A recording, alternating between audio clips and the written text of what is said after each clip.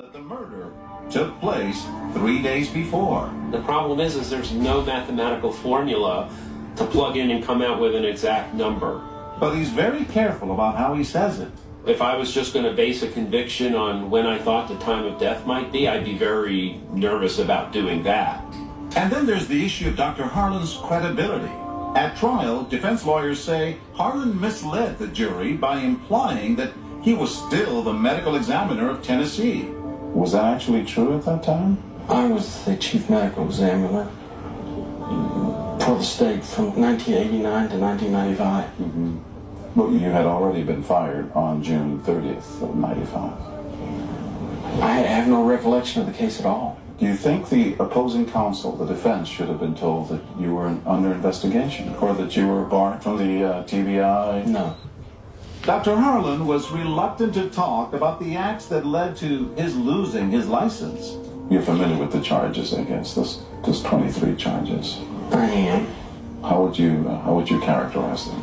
I don't think that's the proper discussion for this interview. But it sheds light on your work, or it brings questions, certainly.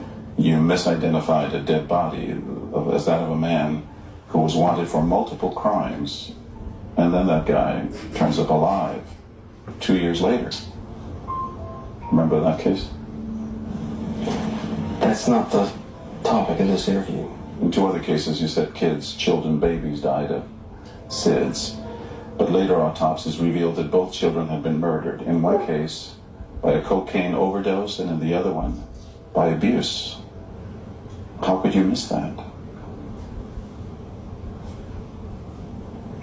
You don't have an answer for that?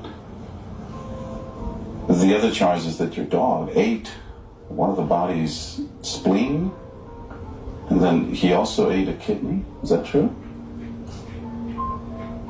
Dr. Harlan, you don't want to respond? I've already responded. That's not the purpose of this interview. But it sheds light on who you may or may not be. You can deny this if it's not true.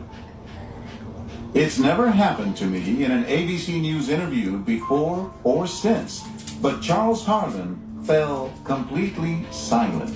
He didn't get up and leave. He just simply stopped talking. Is there anything that you'd like to say about all of this, any of this?